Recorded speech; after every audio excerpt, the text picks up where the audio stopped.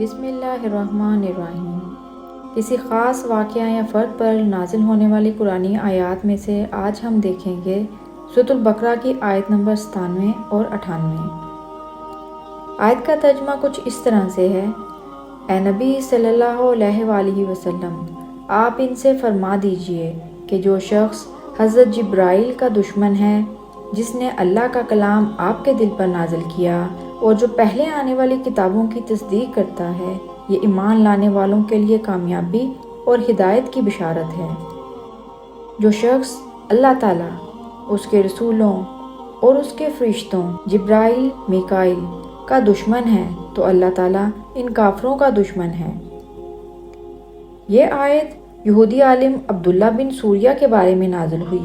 حضرت عبداللہ بن عباس رضی اللہ تعالیٰ عنہ بیان فرماتے ہیں کہ یہودیوں کی ایک جماعت رسول اللہ صلی اللہ علیہ وآلہ وسلم کے پاس آئی اور کہا کہ ہم آپ سے کچھ سوالات کرنا چاہتے ہیں، اگر آپ صحیح جواب دیں گے تو ہم آپ پر ایمان لائیں گے۔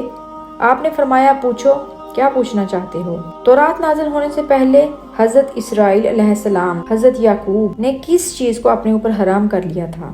آپ صلی اللہ علیہ وآلہ وسلم نے فرمایا کہ حضرت یعقوب ایک دفعہ ترک الفات کی بیماری میں مبتلا ہوئے تو آپ نے نظر مانی تھی کہ اللہ اگر آپ کو اس بیماری سے شفا دے گا تو آپ اپنی سب سے پسندیدہ غذا یعنی اونٹ کے گوشت کو اور دودھ کو پینا چھوڑ دیں گے۔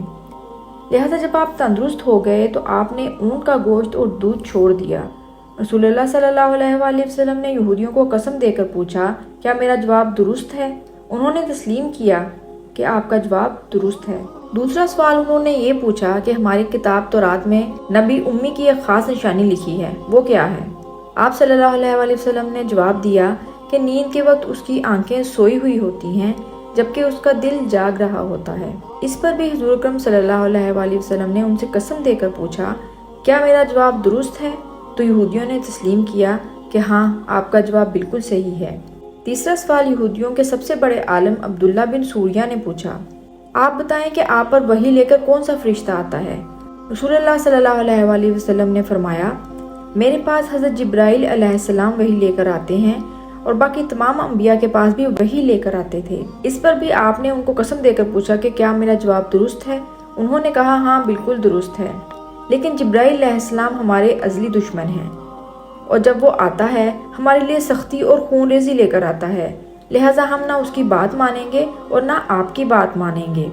ہاں، اگر آپ کے پاس میکائیل علیہ السلام جو کہ بارش، رحمت اور پیداوار لے کر آتے ہیں، جو ہمارے دوست ہیں، تو ہم آپ کی تابعداری کرتے ہیں اور آپ کی تصدیق بھی کرتے ہیں۔